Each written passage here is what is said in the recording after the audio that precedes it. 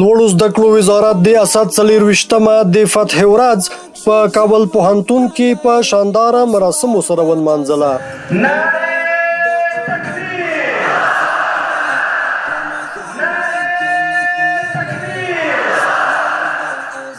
په دغو مراسمو کې چې د لوړو زده کړو وزارت مشرتابه پلاوي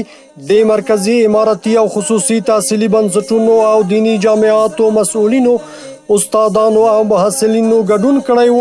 د فتح ورځې په مناسبت د مبارزو استادانو او محصلینو مستند او تمثیلي پارچې وړاندې او حماسي نظمونه وویل شول.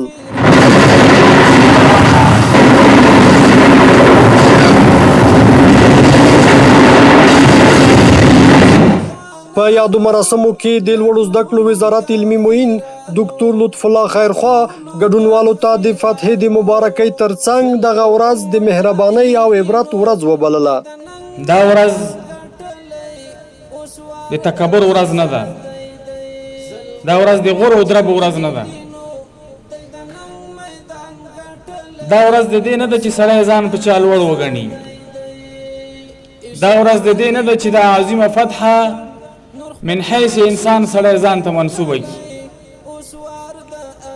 دا ورځ د دې نه ده چې څوک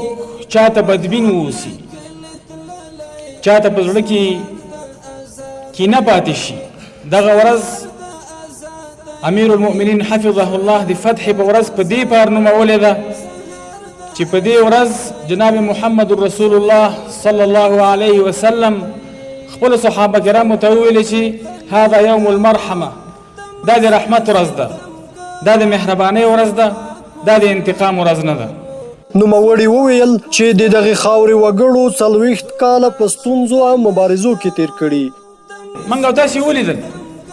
چې هغه عام خلک چې بمبارېدل چې دا په کوم حکم بمبارېدل، په کوم قانون به بمبارېدل،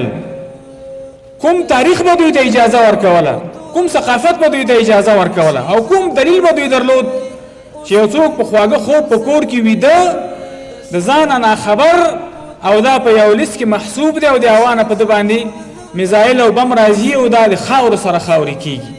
وروسته د مرکزی پوهنتونونو او دینی جامعاتو استادانو د فتح پر ارزښت، د خپلواکۍ پر ساتلو او نویو نسلونو ته پر پیغامونو او د مجاهدینو پر مبارزو خبرې وکړې. د یادونې وړ ده چې په افغانستان کې د امریکا او ناټو له ماتې وروسته د اسد 24مه هر کال د افغانستان اسلامي امارت له لوري لمانځل کیږي او د مبارزینو او شهیدانو کارنامې پکې یادېږي.